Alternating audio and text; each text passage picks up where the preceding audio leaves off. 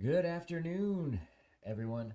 We have a special guest for the end of Spooktober, Ed Jowl from Shades of Vengeance. How you doing? I'm doing great. Thank you very much for having me back. I really appreciate it. I had a lot of fun last time, and yeah, I'm really looking forward to talking about this new project because yeah, it's a big deal. So before we get into that, you were on a month ago, 2 months ago. I can't quite remember now. But About two, yeah. we were talking about Shades of Vengeance, the Empowered, We were talking which about Era the Empowered, yeah. or Era the Empowered. Sorry. That's Uh, it. and I believe that's over now, right? The Yep. Kickstarter's finished. So how did it end up? Tell us about it. Yeah, it went really well. It was funded, just a little overfunded, which that's great. Actually, I've just yesterday broken the back of that book. I need to get it indexed again because what I've done is I took the existing book and I've added a whole bunch of pages to it, and obviously made a load of changes that have been sort of waiting for me to do a major version upgrade, as it were, along with all the extras I was talking about in that stream. And so, that's really the only major thing I need to do now. It's been proofread, it's been checked. I've just done a little bit of page flow layout stuff so I don't have widows or orphans. And for anyone who doesn't know publishing terminology, that is when you have one line right at the bottom of the page and then stuff that follows, or one line at the top of the next page and stuff on the previous page that leads that one line. It just looks a bit unsightly. I really don't like it, so I try and avoid it as best I can. But yeah, I've just finished doing all of that, and that took a while, a bit longer than I'd really expected, I think. But now it just I've sent it off to my no, I've not sent it off yet to my indexer, but it will be going very shortly. And yeah, I'm very happy that it should be completed very soon. Excellent. Um, so you went from recently doing superhero role playing game, and now you are starting a Kickstarter for Dragonsong, high fantasy tabletop role playing game. So, what's it like sort of when you're in the headspace and you've got to switch between sort of modern times superhero going back to high fantasy? Is it easy to make that switch, or is it you really sort of have to psych yourself out to get into the right headspace to be able to make a distinct game? So that's a really interesting question, to be honest. And I'm going to struggle to answer it in a way that the majority of people will respond to because I'm neurodiverse. I have ADHD, and I basically all of my worlds are always going like that, and I can hop between them very easily Mhm. because I'm just going right. And today I'm looking at this one. Um, Era Dragonsong, however, I did not recently create this game. It was actually the second ever Era game that I ran after I'd Oh, created Era the Consortium and was sort of working on the rulebook. I actually ran for a group at my workplace at the time. That's 10 years ago now. And that small group of people, they said, "Oh, we wanna do a high fantasy game." I was like, uh, I reckon I can make that work. I reckon I can work it out. I went away, spent about half an hour on magic rules. Came out and went right. We're doing it like this, and the first character sheets were very much uglier than the new character sheet is. I can assure you. But I was able to put something together that conceptually, I guess, in a way, I was kind of in the mindset of mechanic creation at the time mhm. because I'd just created Era of the Consortium, and I was sort of very solid on the mechanics, and I just sort of okay, well, I can do this to do magic, and I think I'll do it this way, and that's I just kind of did it and then gave it to the guys and girls I was playing with, and it was a smash hit from the orc who wanted to know what searing light looked like. So he cast searing light on his own face. He really wanted to know what it looked like. To the to the vampire who had less blood magic than the evil human who had studied blood magic. It was an instant classic, to be honest. Nice. So just a quick aside. So you mentioned that you have ADHD. Mm. Um, is it? Do you think that's one of the reasons why you have so many titles, or and also, can do you have problems with finishing a book? Like you're kind of halfway, three-fourths of the way there, and you're like, man, I should really do this other book. So, first half of the question, probably. I mean, it's because I'm me. It's very hard for me to know where the creative drive ends and the neurodiversity begins. So Mhm. I have always had a drive to create. I've always been creating. When I was 9 years old, I made up a computer game called Squirm the Worm about a worm who got turned into a half human, half worm creature and was very angry about it and wanted to get turned back into a worm again. Um, I, random ideas. Um, so I don't really know where like just that stuff ends and the new stuff begins. However, what I have that I know a lot of people with ADHD suffer from. That's a I don't know if you are neurodiverse yourself, but that's a very perceptive question because I know a lot of people with ADHD struggle with exactly that problem. Now, for me, I have something that a lot of people don't. I have a lot of discipline.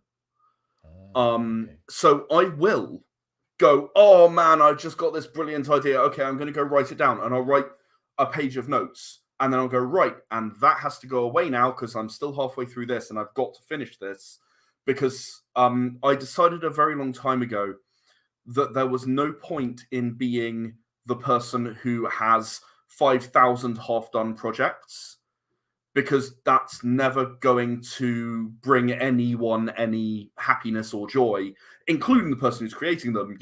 I don't want to be that person. So I will fight my natural tendency to want to move on to another project. And sometimes that can be a little depressing. It can be a little bit, oh, well, I really would like to work on this project and I'm a little bored of this other one, but oh, you know what? I kind of have to do this because otherwise it'll never get finished. So Yeah. yeah, it's a lot of discipline and it's a lot of sort of mental, not focus because that would be a lie, but a lot of fighting that urge. But that said, when the idea strikes, there's nothing wrong with sitting down and quickly writing down what the idea is so you don't forget.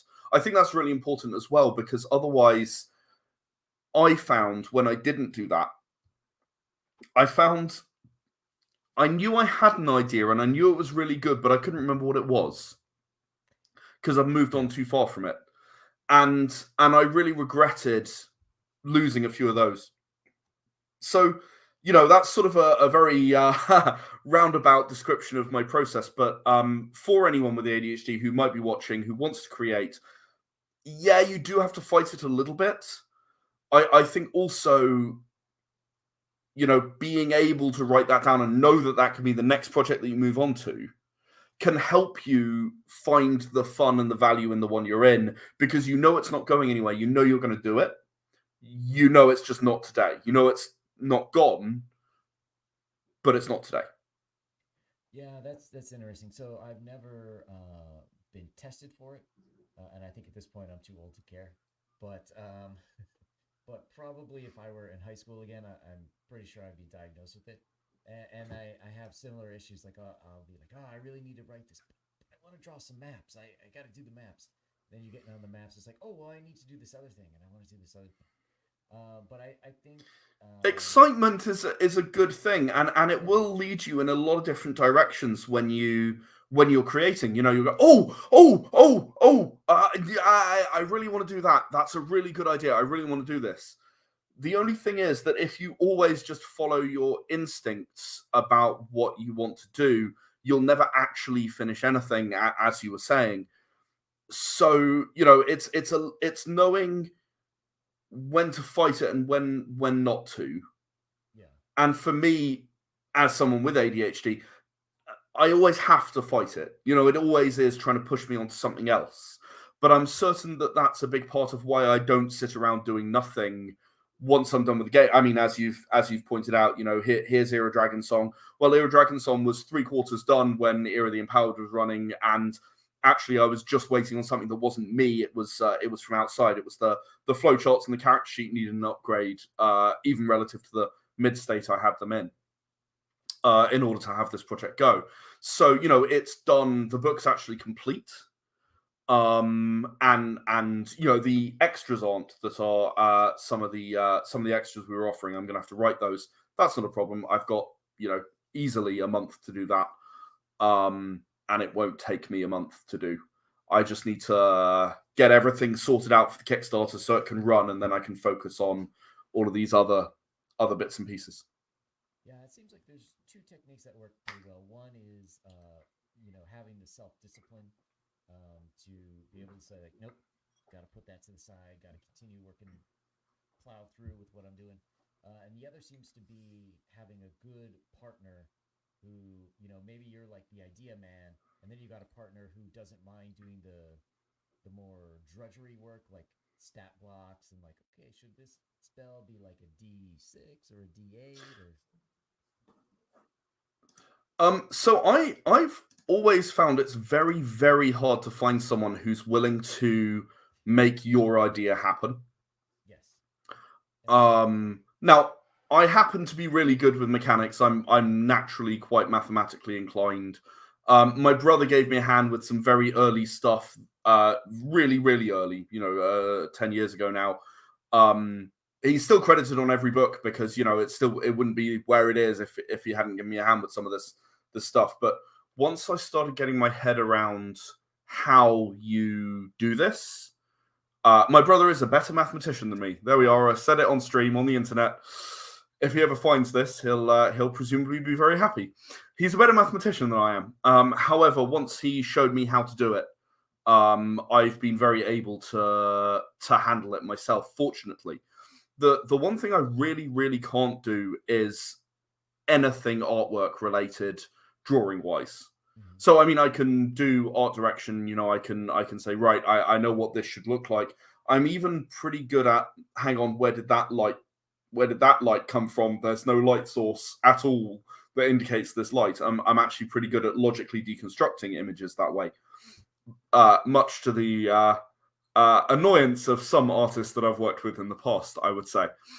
Um, but you know, it's very much a case of I can write everything, I can do the mechanics, I can do whatever I need to, and then I am completely blocked because I do not have the skills to do the graphic design and the artwork that I need to get the book done.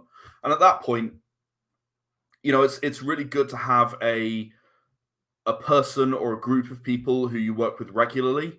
I am singularly blessed in certain areas, particularly in layout and graphic design, where Alexander Korchnev, who's been doing my logos for about a decade, and Keith Draws, who has also been doing my layout for about the same length of time. I'm very very lucky to have those two on board and helping me out. Um, I've got Hande and Callie who do my proofreading and have done for many years now. So I know that I've got people I can go to and they'll say yes, sure, no problem, yes, another project, cool. Um, and that helps a lot. So while it might not be possible to get someone like you say who's gonna do all the things you don't want to do, um, having some people who are invested in your work who want to Mhm. see it happen is really valuable, and that is a lot more possible.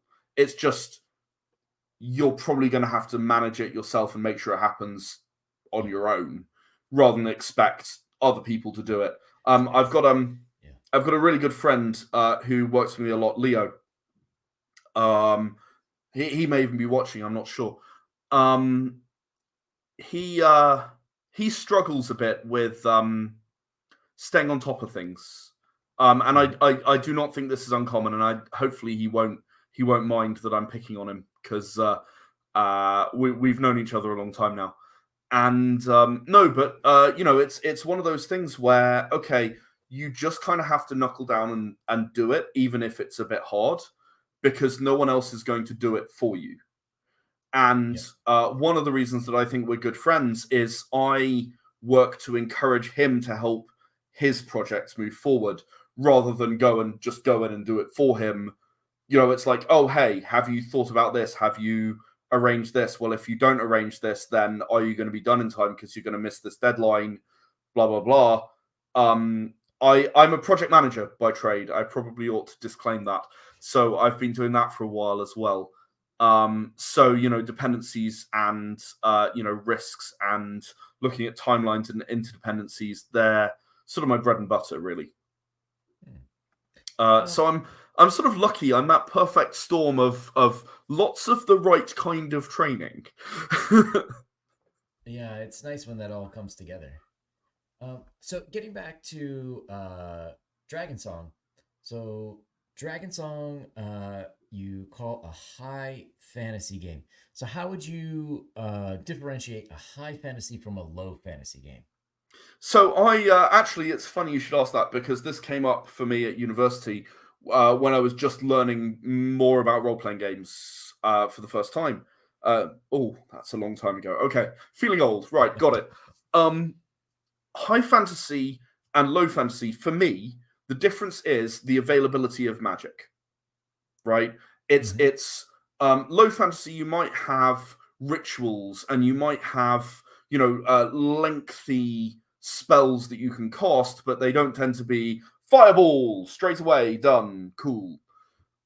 For me, that's the line between high and low fantasy. You can have some magic in low fantasy, or you might Hmm. have none. I've written a low fantasy game, Era Liars. There's no magic in that game. Magic does not exist. That's fine. There are monsters, so it is fantasy, not just like a medieval roleplay. But yeah, it's low fantasy there. Again, the monsters don't have magic; they're just monsters.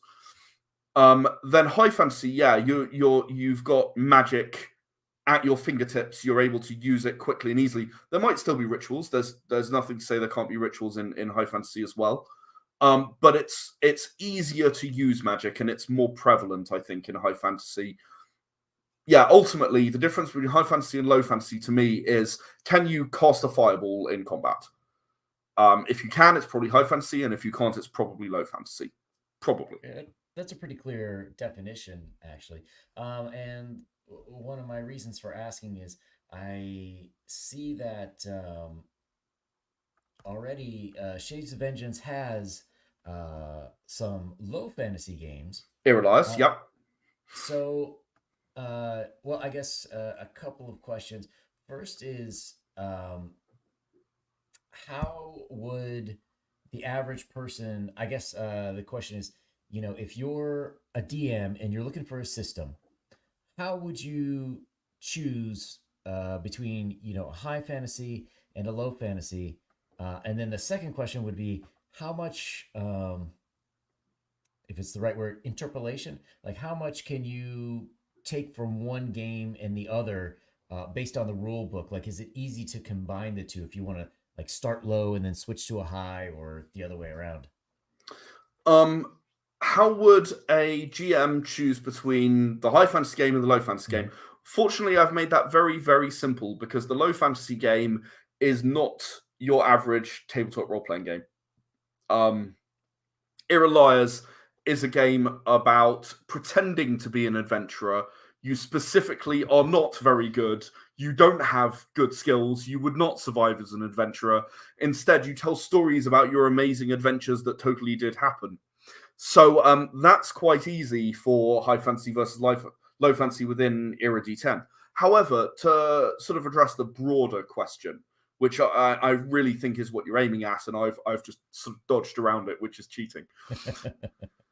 I think that if you're a GM and you're wondering, hey, do I want to do low or high fantasy? I think you need to think about what you want, what role you want magic to play in your universe. You know, is this a world like Conan the Barbarian, right?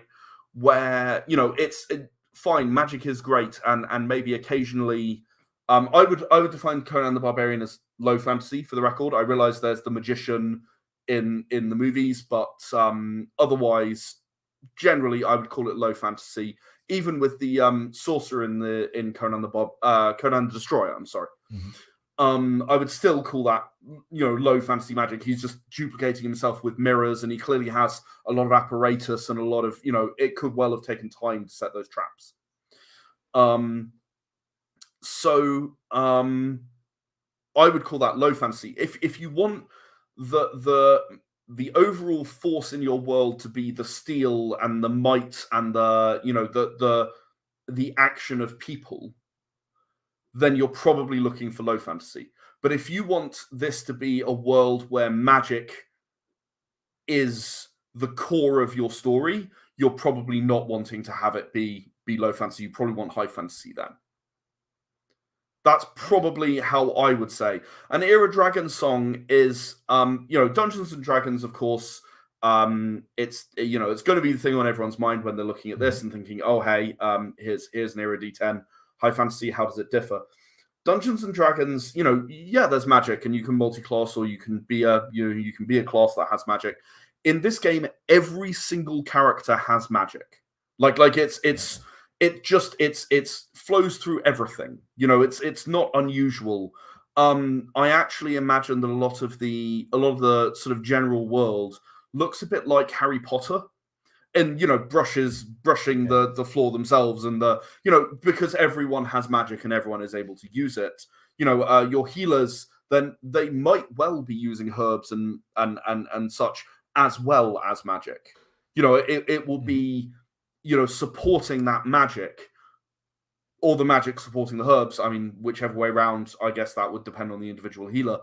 But it's every single character has access to magic. You just need to put one skill point in magic to have magic of your choice in this game. And then you start getting more and more spells as you put more into magic. Of course, you get more options and more abilities. Oh, interesting. So I hadn't thought about Harry Potter until you brought it up. Is Dragonsong a game? I would assume most people would play it in sort of like a pseudo medieval setting, but is this something that you could sort of import into a modern-ish age if you wanted to? There's no reason why it couldn't. Yeah, I mean it would work fine in a modernish age. And actually, I've just remembered I didn't answer one of your other questions, which was about transferring from one to another. Oh, and I actually wrote an entire zine about how to combine various different era games, because they're very, very combinable. All 12 of them are very, very combinable. If you like the rules from this and you want to bring that over here. Era Survival has a karma system. I've known people pull that into Era the Consortium, the sci-fi game, to do like a Mass Effect kind of good karma, bad karma thing. To have the what am I looking for? Paragon and Renegade. Those are the words I'm looking for. Because someone wanted to have that, and you can very easily move that over. There's a variety of different mechanics that are specific to each game, but in theory, you could combine a lot of them together.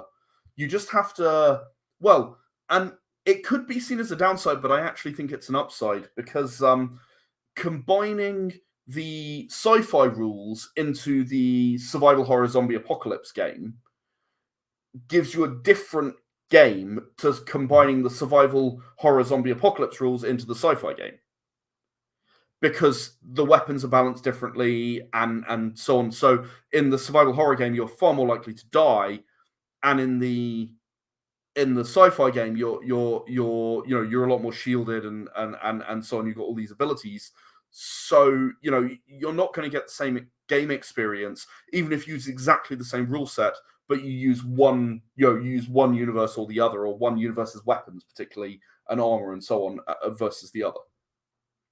So it actually gives you. It could be seen as a downside, but I actually think it gives you really broad flexibility around what it is that you do and exactly what flavor it is. I mean, I wrote an entire campaign in the Era of the Consortium universe, the sci-fi universe, which used the survival horror rules and pulled them into there. So limited ammunition, durability of weapons, your stuff's going to break and so on.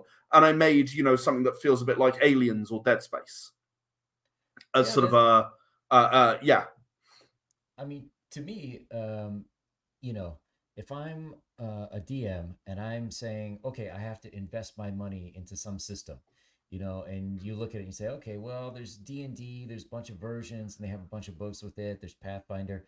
To me, something that would make my games more extensible would be great. Like there was an old cartoon from the 80s. I don't know if it ever made it over to the UK, called Thundar the Barbarian, where it was basically a post-apocalyptic Earth it was kind of like Conan the Barbarian in Right. the distant future. So Okay. like the guy had a laser Love it. sword and people Love had it. like laser pistols and stuff.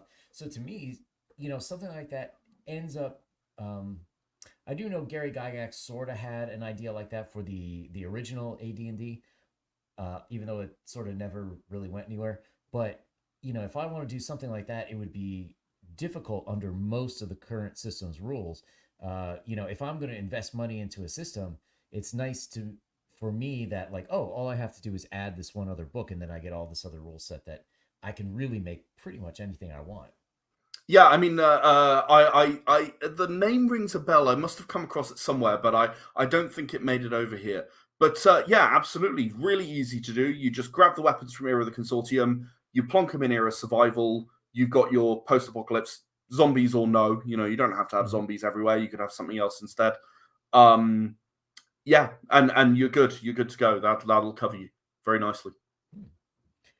So this game in and of itself, Mm. not Yeah, back counting to this one. not so just Dragonsong, not counting the other games that you could add Mm. into it. If someone were looking for a game, like I wanna start hosting a game, I want to make my own campaign. What would you say the big advantages for Dragonsong are? So, obviously, I've got to discount, oh, well, this group already knows this system and they're completely Mhm. comfortable with it, because that obviously is always going to be a pro in the direction of literally anything else, or indeed Sure. Era D10, if they happen to know Era D10. But Era Dragon Song, like I said, everyone gets to have magic, right? It's a world where you're going to be exploring, and you're going to come across monsters, creatures, nasties. But it's got all of those standard, high fantasy tropes. You're an adventuring troupe. You're all of this stuff, Mhm. but it's got its own spin on it, or my own spin on it, I suppose. I should say. For starters, dragons are immortal. They sing something called the Dragon Song, which describes the entire history of civilizations rising and falling, everything. And it's said, well, at least that's what people believe the Dragon Song is about. It's said that if you could understand the Dragon Song, you would become immortal yourself. Um, so that's a start. Dragons, you aren't going to be killing a dragon. Like pretty much full stop. You are not going to be killing a dragon. That's not what this game is about. Also, they're relatively benign. They might eat you because they're hungry, but they're not gonna. They're not Smaug. They're not going out Mhm. there to go kill people for the sake of it. Secondly, there's the fact that magic is within everything. Everyone can have magic, and I know often, a player will start a game and they'll go, "Oh, damn! I mean, magic missiles really cool, but I wish I could have 5 levels of sorcerer." Sorry, that's what I've gone through in D&D. I wish I could have 5 levels sorcerer or 15 levels of cleric, so I could have divine strike or Yeah. or fireball or whatever, whatever spell you see someone else use and you think that's freaking awesome and I want it. The thing is that in Era Dragonsong, you literally just can. You don't have to be some kind of class that can learn this kind of spell. You just have to go, right, I'm going to put some points in my magic and I'm going to earn this spell. And in the space of 2 or 3 levels, I suppose, is the fastest you could possibly do it. You could actually learn any spell on the entire character sheet, as long as you haven't learned any before. There's a little bit of, you've got to choose arcane or divine magic, and you can't have arcane and divine. You've got to choose one or the other.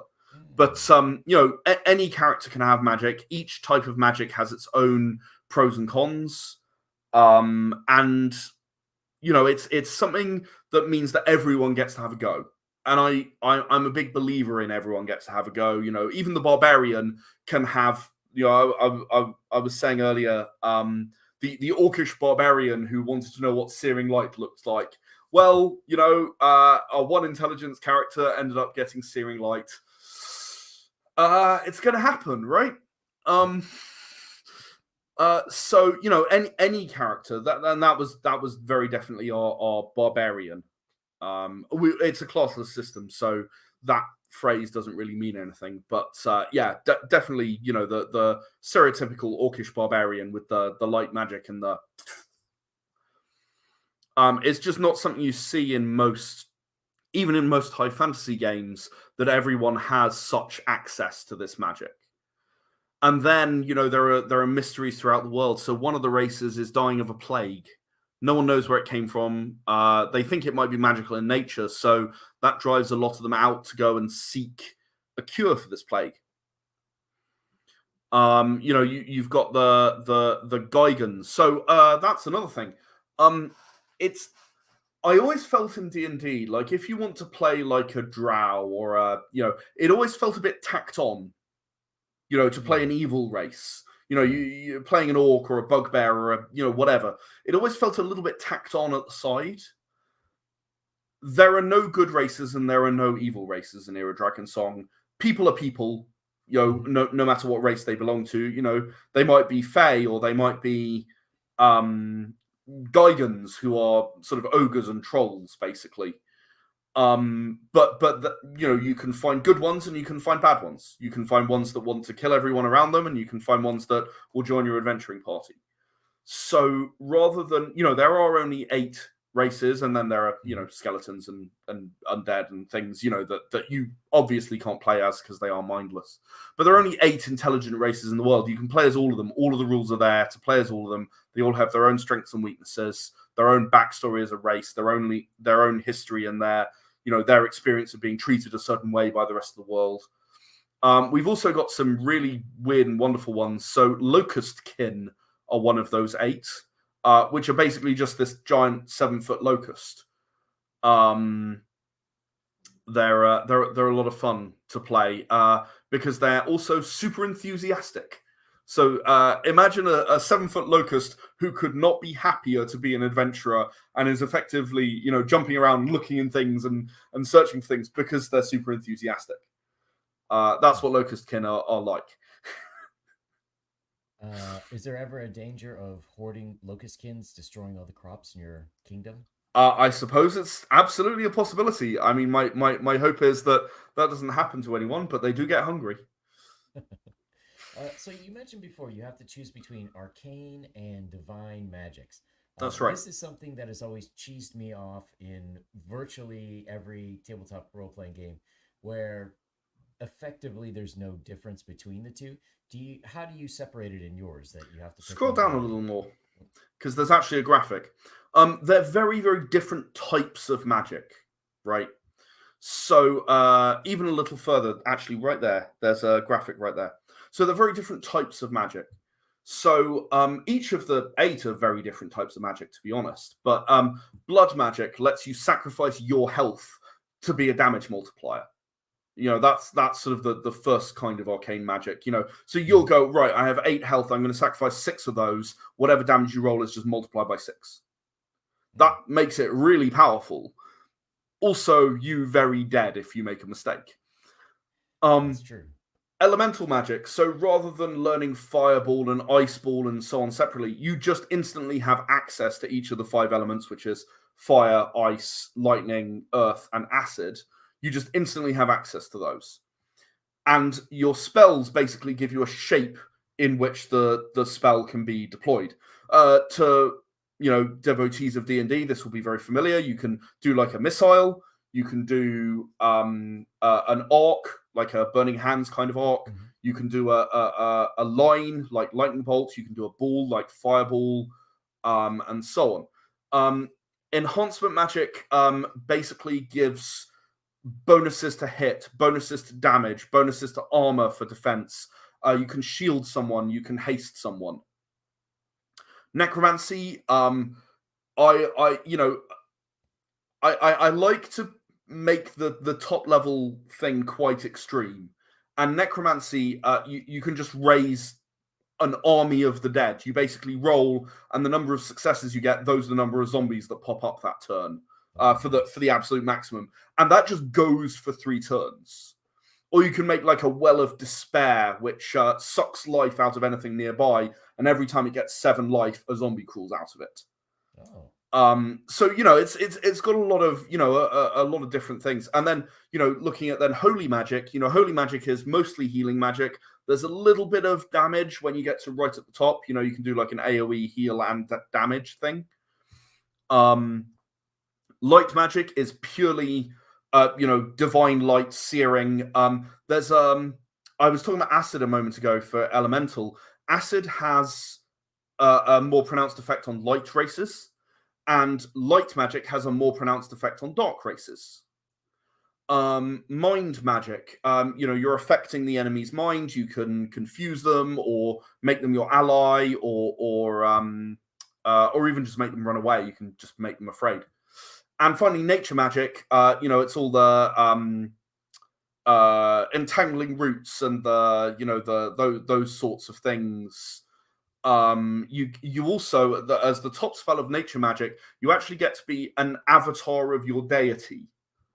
For a few combat turns. Like it requires a few successes to get that one right. In fact, the aforementioned orc who wondered about searing light ended up getting it, and he tried to turn into an avatar of his god, a god of strength, who's sort of an ant-like creature, and he screwed it up and turned into an ant.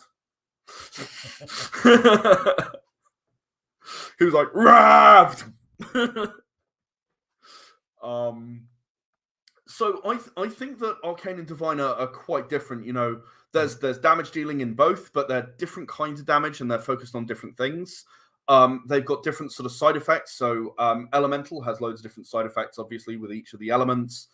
Fire can set you on fire, and ice can freeze you solid, and so on. Whereas light magic then can blind anyone it hits, including light races, although dark races are a bit more susceptible.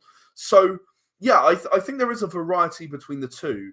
And the reason I decided to have it separate was really that I think that sort of thematically within the universe, if you devote yourself to a deity, you get your power from that deity. Mm-hmm. Or you get your power from whatever magical thing exists that's giving people power directly. Yes. So, I felt like there was, that's a different mindset thematically. There's no mechanical reason why you couldn't have both, really. Like mm-hmm. you could, it wouldn't make any difference. I just felt like thematically it looked better. Yeah, I've always had a problem with that. And for me, it's more about when you get into the role play, in a lot of games, there's effectively no difference between someone playing a cleric versus someone playing a wizard. A sorcerer, yeah. Yeah, a sorcerer. So, for me, I like it where you sort of have to lean into one or the other a little bit more.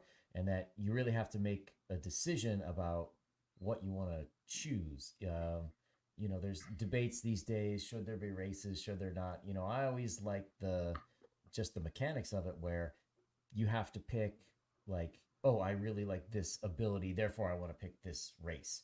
Yeah. And same thing to me. It's the same kind of things with however it is that you want to deal damage. Whether it's more arcane, more divine, and in some games, nature is kind of a third Hmm. of the Yep. trifecta. Absolutely.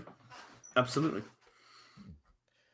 So let's uh, let's talk about the campaign specifically a little bit. So first of all, I just wanted to point out that Oh, we're funded. Awesome. you are funded. That's happened. That's happened while we've been on stream. So that's awesome. Thank you to whoever that was. You're welcome. I'll take credit for it. So for anybody who is interested in Dragonsong, for sure, if you back it now, you're gonna get it. Oh yeah. It's coming. Oh yeah. Uh, I should say quickly before we sort of go into the nitty gritty of the rewards and stuff. Mhm. One of the things that I really like doing, and the reason I do all this, is I like creating worlds and expressing them. So one of the things I did with Era the Empowered, and I don't know whether you noticed, and I don't recall mentioning it on the stream, but I released a video many days during the campaign where I talked about, or someone, a wonderful voice actor who Leo arranged for me, various voice actors to do various different time periods. But there was a video for each time period in the history. Well, for this campaign, there's a video for each race. There's a video for each magic type. Basically, the each race, I basically then picked each race having a magic type for the sake of this video. Mhm. And so you'll have the elf, and the elf will talk about why an elf would be adventuring and what it's like to be an elf and so on. And then you'll get a video about the elf talking about mind magic, which is what he's mastered.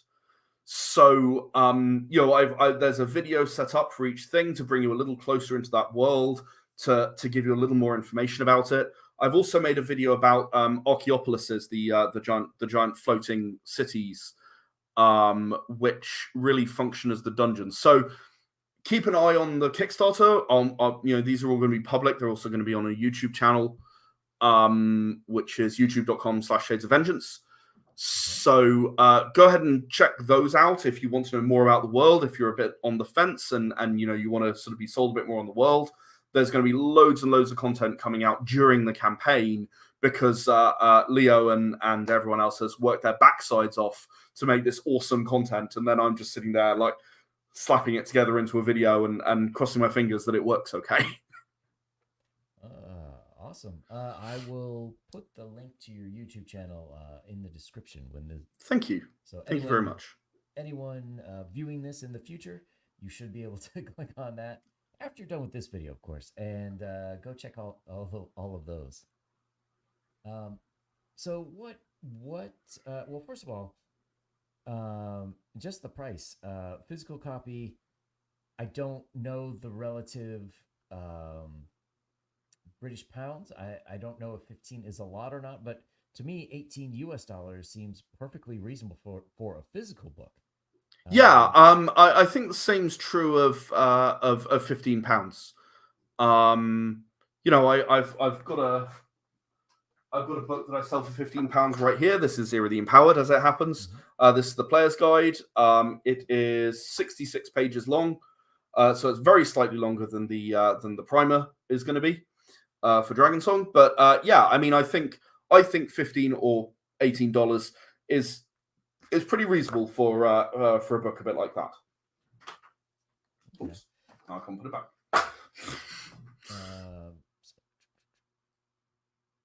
So let's see. There's a backers list which people could get onto. Yes, and the digital is about $12. Again, I think that's a pretty reasonable number for an entire game. Give it a go. I feel like it's really important that I don't make people feel like they've made a £100 investment into a game they're not very sure about. They've not played it before. I get it. I'm not I'm also a gamer. I get it. It can be very, very expensive. And I think that while this doesn't have huge amounts of information on the world, you're going to have to do a little bit of work if you want to go really exploring. I think that the stuff that we have here is plenty for you to play. It's also plenty for you to go, right, well, D&D rules didn't work for me, but I quite like the world, so I'll use a different rule set. I get told that story quite a lot. In fact, high fantasy games is the number one ask that people ask me about that I've not been able to deliver for 10 years. But here we are. I've changed everything. So yes, no, I wanted to keep it quite affordable. I wanted it to feel like something that won't be scary to take a bit of a punt on. And if you're not sure you're going to like it or not, you're not going to want to throw out loads and loads of money. And I understand that. Nice. So we've got a 15 pound or $18. Yeah. $18 version. Yeah. And then the digital extras. Yep. So I wanted to sort of offer some extras to people. You do not need these in order to play, but I wanted to offer some extras for some people because it's a bit bare bones. I'm not going to lie. The primer. It's not a hugely long book. It doesn't have absolutely everything you could ever possibly want. But I can give you a party of characters. So I find, more and more, I find that people who play a game for the first time don't want to make their own character. They don't want to spend the time investment. They'd rather just have like a party of 6 pre-made characters. Okay? And then you can just go ahead, play it, find out what you like about the game, find out what you don't like about the game, and not have spent 3 hours trying to work out the exact character that you're going to want without really knowing exactly what it is that you're getting. So here's a party of pre-made characters. Here is I was just talking about, if you want to go really exploring, you're going to struggle a bit. Here is a guide to 3 of the major cities that exist within the world, so you can explore them. See the different. I might actually expand that. I don't know. My discretion. I say 3, but I have this tendency to over deliver. So I and this is the ADHD problem we were talking about at the beginning of our conversation. I'll go, but I could also do this underground city that's a dwarven city that I wasn't gonna do. Oh, I'd quite like to do that, and it will only take me about half an hour. Yeah, okay, I'll do that. And then finally, a couple of adventures. I know that, again, some people don't want to spend loads and loads of time thinking up an adventure. Some people do. Like I've deliberately put this here as a separate, a separate tier that you don't have to get. You can get the book on its own. It will serve you completely fine. You'll be able to do everything that I'm doing. If you're a relatively, experienced or creative GM, you'll be able to do everything that I'm trying to do in the book. You won't have any problems at all. But some people don't want to spend the time on, would rather spend an extra, I guess, 10 quid, $12 on having everything put in front of them, because $25, say, sounds a lot more reasonable than $12 and lots of work. And completely optional. I just wanted to put that out there so people have the ability. Absolutely. And then looks like it's pretty much physical with the same. With the paperback. Yeah. And then one thing that I found very interesting: play tester in session with the creator. So I don't run this game very often. Not very often at all. And I know I'm not going to have any time during the Kickstarter, because I don't know if you know, but it's actually November, and I participate in a knockoff, or coming up to November. I participate in a knockoff, shall we say, of NaNoWriMo, National Novel Writing Month. Now, I aim to write several thousand words a day, every day in November. And usually I do exactly that. The thing is that means I'm not going to be running any sessions during November. I'm going to be far too busy writing and spending all my time doing that. So instead of being able to run sessions, I thought, right, I'll offer the ability to not only play a session with me, but you are still going to be like, I think under 30 people have ever played this game, because until I publish this, no one has the rules except me in my head. So, I think under 30 people ever have played this game. So, I think it's perfectly reasonable that, you can have a session with me. You can, be called a playtester. I think that's fine.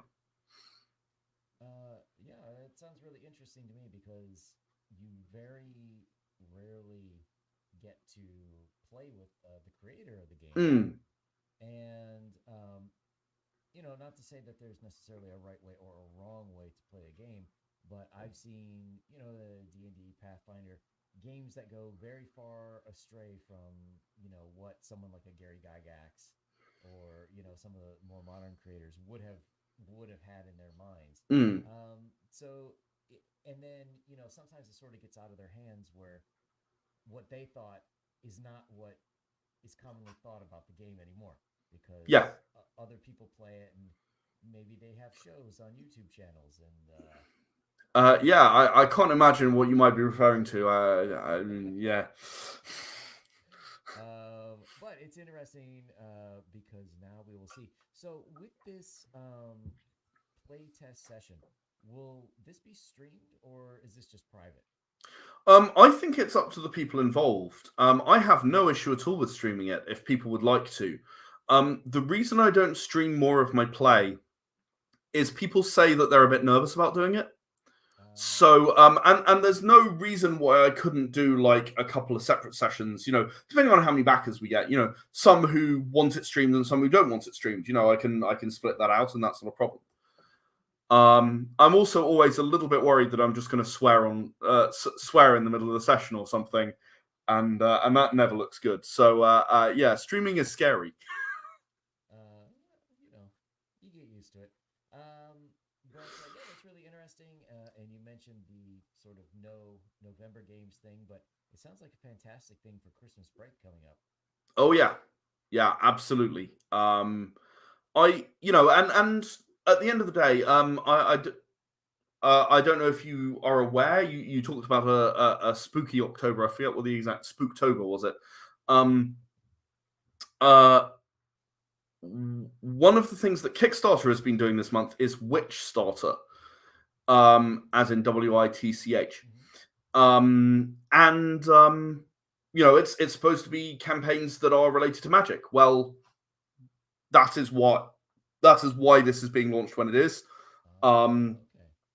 it's very heavily related to magic, as I mentioned. Magic is everywhere. So it's sort of my. I always like to follow up with Kickstarter prompts. I've been doing it a very long time now, and yeah, this is my Witch Starter project because it involves magic in a big way. It's very very integral to the world of Euro Dragonsong. Nice. So I have a little bit more of a question that diverges a little. Hmm. Over here in the U.S., the economy is not doing that well. Hmm. I hear in some ways the UK is similar. And I'm just wondering, where do you think tabletop role playing games are going to go in the next few years? Like, we had a real resurgence. There were a couple of shows, you could say Acquisition Inc. and Critical Role, which sort of brought it a new popularity that it hadn't had in a while, for better or for worse. Really, COVID Yeah, was a great aid to role playing games huge because boon to role playing games. you Yeah, couldn't go anywhere. yeah, Um, and now I'm kind of wondering because, like your campaign funded, you just launched it today, right? yep, correct. Yep, it was 6 hours ago now. So you funded in 6 hours. I know some other people who fund very quickly, but then there's a lot of campaigns that just seem to be floundering, and people who are doing like second and third campaigns in same areas are kind of they say, yeah, we're funding, but it's less. So where do you think tabletop role playing games are going to go in the next few years? Do you think it's sort of like everything goes up and down, and maybe we're on a little bit of a downside, or do you think it's going to continue up? So I think that the problem that currently exists relates to the economy Mm-hmm. almost exclusively, right? But people don't have as much money spare at the moment as they did, 3 years ago. Mm-hmm. During COVID when we weren't allowed to go anywhere. Yeah, right. Okay, obviously. Well done, Ed.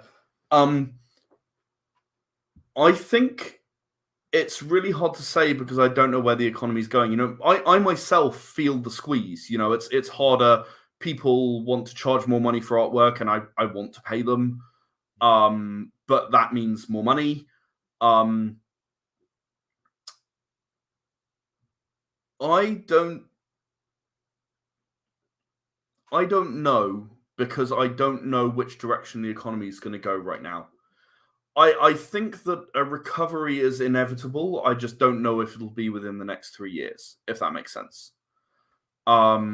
Yeah. No, that There will be a recovery, and if it's 10 years, then it's 10 years, and that sucks, and it's going to be really hard, and it's definitely not easy to do a project like this and actually get it funded. I don't. yeah.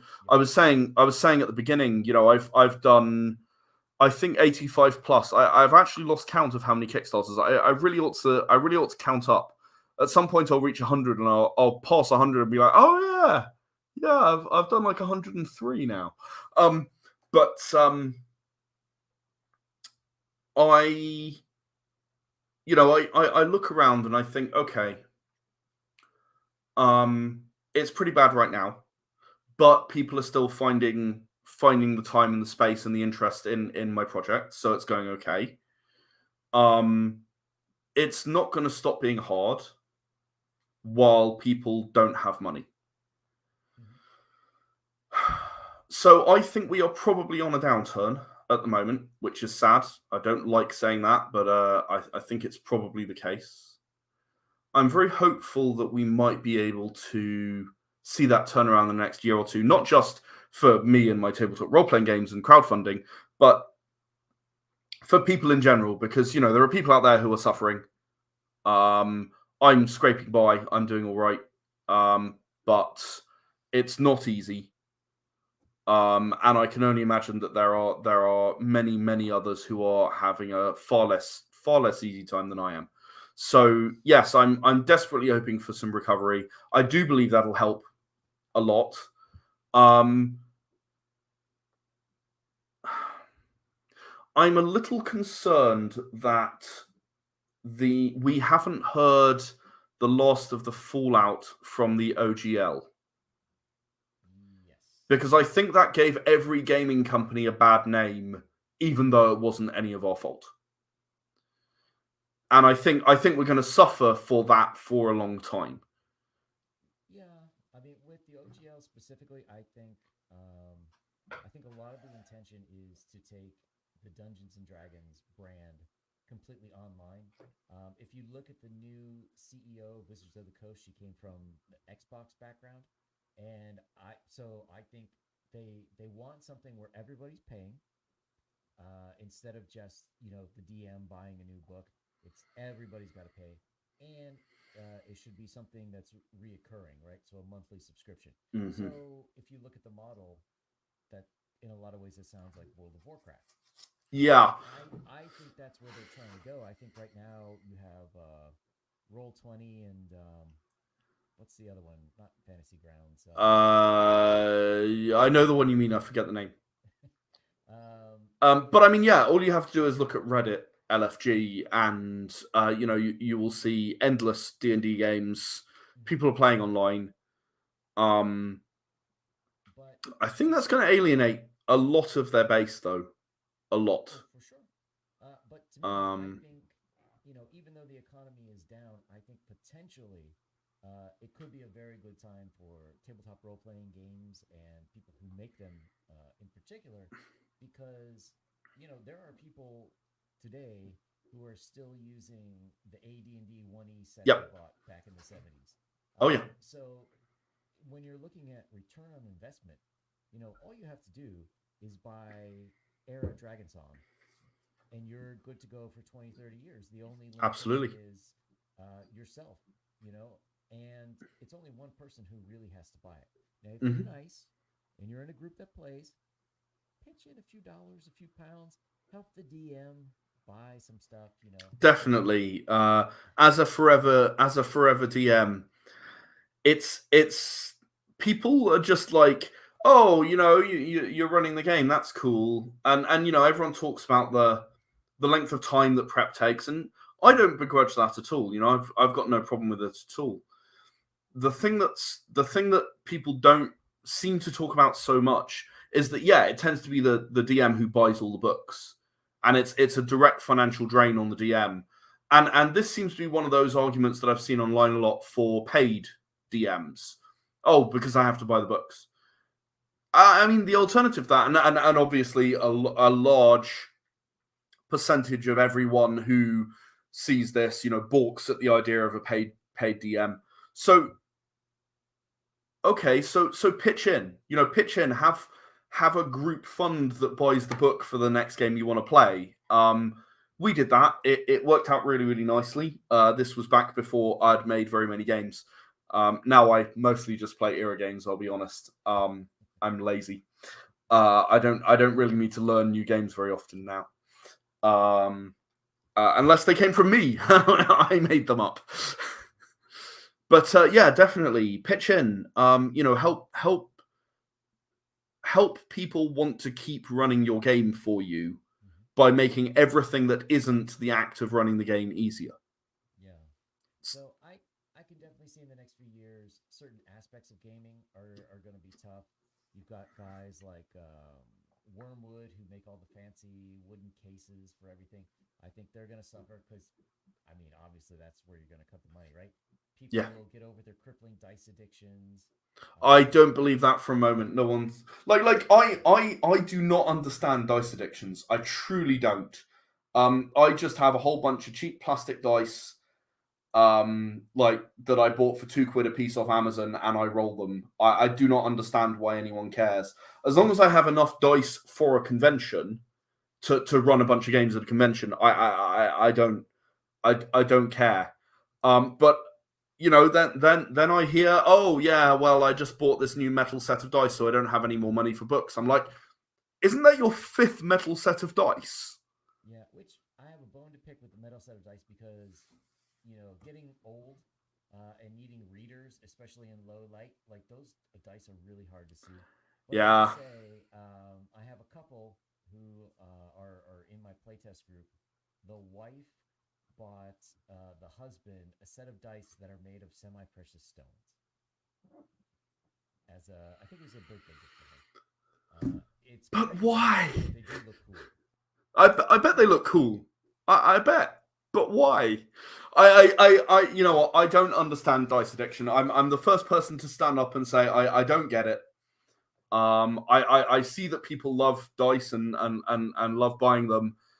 I dice are a tool to make the game happen.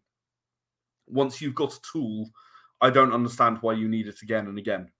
I don't have 5 screwdrivers of the same size. Oh, I do, but that's a different story. Tool addiction is also very serious. Um, yeah. So, do you think that in general, gaming is going to move even more online than what we've seen? Or do you think actually getting out of your house and meeting people and bringing snacks is going to make a comeback? I don't know. I run an in-person game at work at the moment. I run in-person at conventions, and I run online. I like running in person better. I can tell what people are thinking better. I can see whether they're happy, sad, agitated, enjoying themselves, bored, whatever. I can't tell so easily online. I find that much harder. Yes. Um, that matters to me as a GM. I want people to be having fun, or there's no point, right? Mm-hmm. So as a GM, that matters a lot to me. And I I don't know. I don't know what people are going to do. but I know that I am going to continue running games in person as much as possible because I prefer it. And I will run online for the people who can't be present. I've made some really good friends in the US who play our games all the time. I've never met them face to face, and I probably never will. To be honest, it's just not very likely. There's one in Australia again. Anestis is a great guy. Love playing with him. I've run for him. He's run for me. We've had a really good time. A lot of good fun. Yeah, It's brilliant for building bridges, Mhm. and I would never want it to not be part of what I'm doing. But if I had a choice, yeah, I'm going to do it in person. Yeah, that's interesting to me. I think online is going to continue to grow, but I think it's going to continue to grow as a result of in-person games. So what I mean is, you had fun playing tabletop Era gaming with Dragon these Song. guys. At university or something, and then Yeah, you guys graduate, you move on. yeah. Where before that would be it, but now you could still get together with the same guys and play online. I have a group of I mean, friends. my first game run online was a lot of years ago now. Probably 11, 12 years ago, and I ran it on IRC. So, it's been around for a long time. It's just probably been a bit less accessible and easy, I think. I ran Paranoia on IRC, and one of the players convinced Friend Computer that he was, in fact, an orange, not a red. And there'd been some sort of clerical error. And in 5 seconds, he got a promotion. Like 5 seconds into the game, he got a promotion. Nice. He's like, there's a problem here. Something's gone wrong. I was like, I'll give it to you for sheer audacity. uh, well, I know it's a very busy day for you. Just launched Era Dragonsong. Any last thoughts before we have to sign off? I just want to say thank you again. I'm here. I'm talking to someone about the game. You're asking great questions. I love this. This is great, and to be able to do it on the day of a launch of a Kickstarter, that's a really unusual thing for me. So thank you so much for poking a hole in your schedule and making your time for me. I really appreciate it, and absolutely love being here and chatting with you. I've thoroughly enjoyed it once again. I hope to be back again soon. I do have another project, but it probably won't run this year. But I can probably give you a quick glimpse of it for anyone who's interested. This is Era Dead West, which is a game about cowboys fighting demons. Nice. So there you go. That's Era Dead West, and that should be coming along. As you see, it's already printed. That should be coming along sometime early next year, I think. And I believe you've got a lot of shows lined up. So if anybody wants to watch you on some other shows, where would they go to find you? Right, so you can find me on the best place to keep track of everything that's going on is always our Discord, which I probably ought to just give you the link for that, to be honest, because but it's also at the bottom of our website, and it's also there's a join our Discord link in the Kickstarter as well. So that's the easiest place to keep track of everything. We've also got our website where we do news posts, www.shadesofvengeance.com. We've got Facebook and Twitter and Instagram and TikTok and all of those things. It's mostly Shades of Vengeance, or one word. Some of them are shades_of_venge, because Twitter has one character fewer allowance than everywhere else. And it doesn't quite fit. Which, yeah, yeah. So you can reach out to us on socials. You can join us on Discord. You can check out our website. I already mentioned the YouTube that you're going to put a link to. Yeah, I mean, it's an exciting time. We've got loads and loads of cool stuff coming for Era Dragonsong in the near future. That's all you're getting in the near future. But yeah, overall, I would recommend Discord if you're a Discord user. that's by far the easiest place to get hold of us. And indeed, try out some era games if you'd like to play. Excellent. All right. Well, hey, Jawed, thank you very much for coming and talking about um, Era various Dragonsong. era games. So for everyone else, this has been Spooktober. Had a lot of guests this past month. Go check out the shows we've had. We've had tabletop role playing game, comics. We had excellent stream about the nature of cryptids. It's been a fun month. I will be gone for 2 weeks, taken off, and I will be back somewhere in the middle of November, assuming World War III doesn't start. So for everyone out there, Hope not. thanks a lot, and we'll see you again soon.